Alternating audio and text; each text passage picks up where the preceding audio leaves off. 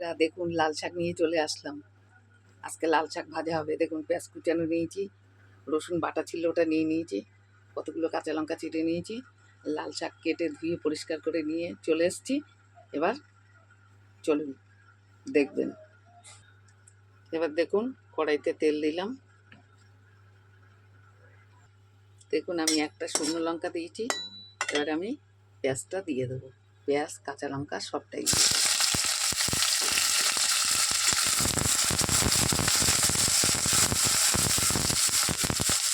একটু ভাজা মতন করে নিই।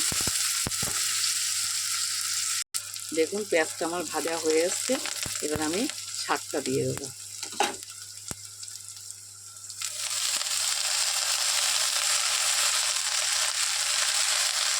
সব শাকটাই দিয়ে দিলাম।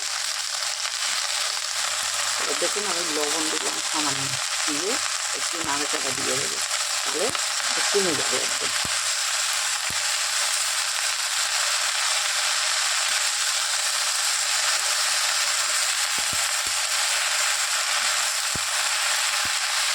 এবার আমি আরেকটু মিশিয়ে নিই। দেখুন নাড়াচাড়া দিয়েই কমে গেছে। আমি একটু উল্টে পাল্টে দিলাম। এবার আমি একটু ঢেকে দেবো, গ্যাসের জোরটা কমিয়ে দেবো। দেখুন আরও কতটা কমে গেছে। এবার আমি একটুখানি হলুদ দেবো। হলুদ দিলেও হয়, না দিলেও হয়, আপনারা চাইলে দিতে পারেন বা নাও দিতে পারেন। আবার একটু নাড়াচাড়া দিয়ে হলুদটা দিয়েছি তো একটু মিশিয়ে দিই। এবার আমি আরেকটু ঢেকে দেবো। গ্যাসের জোরটা যেহেতু কমা আছে, একদম হয়ে যাবে। দেখুন এবার আমি ঢাকনাটা উঠে করলাম। ভাতটা আমার অনেকটাই কমে হয়ে এসছে। আমি একটু মিষ্টি দিয়ে দেবো। সুন্দর হলো শাক ভাজাটা, দারুণ। দেখুন একটুখানি মিষ্টি দিলে ভাগে খুব ভালো লাগবে। একটু নাড়াচাড়া দিয়ে মিশিয়ে নিই।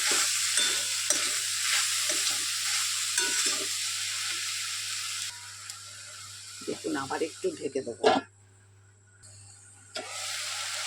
দেখুন একদম হয়ে এসছে, হয়ে কমে গেছে। বেশ কত সুন্দর হয়েছে টেস্ট।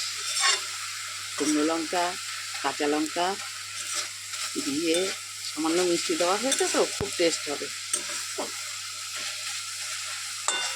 এবার আমি নামিয়ে নেব। দেখবেন তাহলে শাক ভাজাটা ভালো লাগবে। ছাড়লাম, টাটা।